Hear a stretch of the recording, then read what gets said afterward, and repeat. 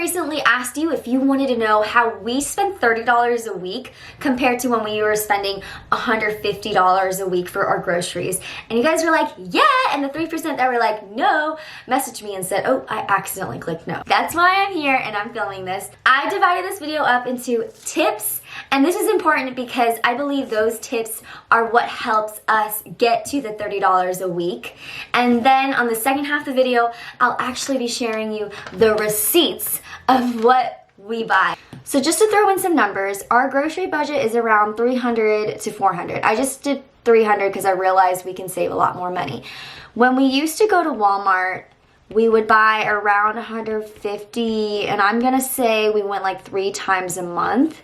And so that would come around $450, but honestly, $400 to $450. Just on groceries alone. And I realized the reason why that is because when you're at Walmart, there's all these enticing name brands that you're familiar with and you know and you've seen the ads. And this is when we made the switch over to Aldi, or when I started going to Aldi, I realized our receipts were coming around $30.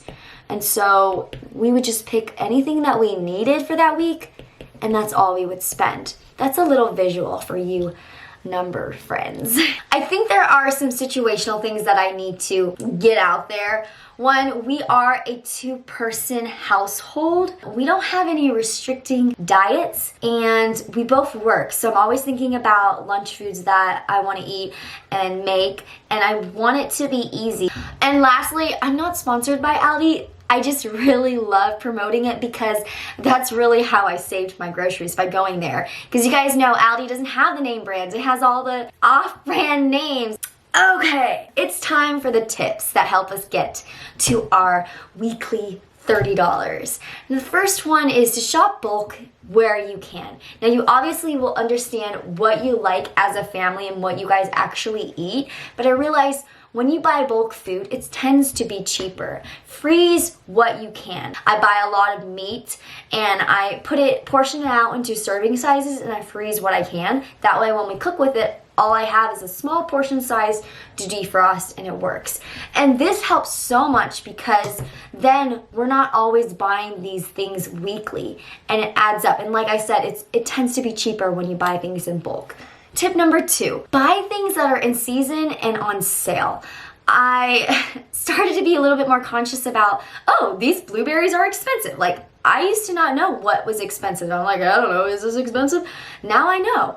I'm a seasoned shopper, as I would say. But yeah, you just know what's in season, what's fresh, and what is cheaper. As you know, what's in season tends to be more affordable. The third one is be willing to go off-brand.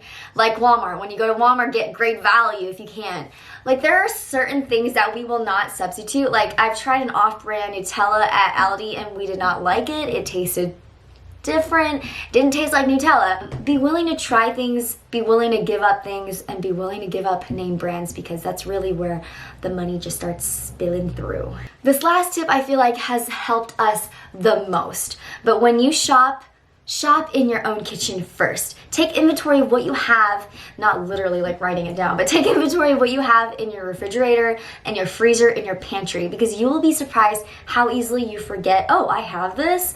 Oh, this was hidden back here. Oh, what? You save a lot of money through that, and you also limit food waste, which I think is something that we want to try to minimize.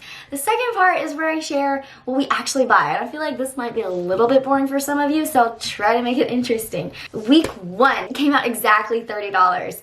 For snacks, I picked out something and John picked out something. 1 box of cereal for me and 1 box of cereal for him, and a half gallon of milk. All the fruits that I wanted and the veggies that we needed, and you know, onions and potatoes are staples that I always want to have in the house because it's just basic ingredients. And then after that, I had all the other ingredients at my house, so that's why we only spent $30. The second week, I knew we were going to be busy the next 2 weeks because we had to travel and we had events. So I went ahead and just shopped for the whole next 2 weeks. So I spent $66, which runs out to like $33 per week.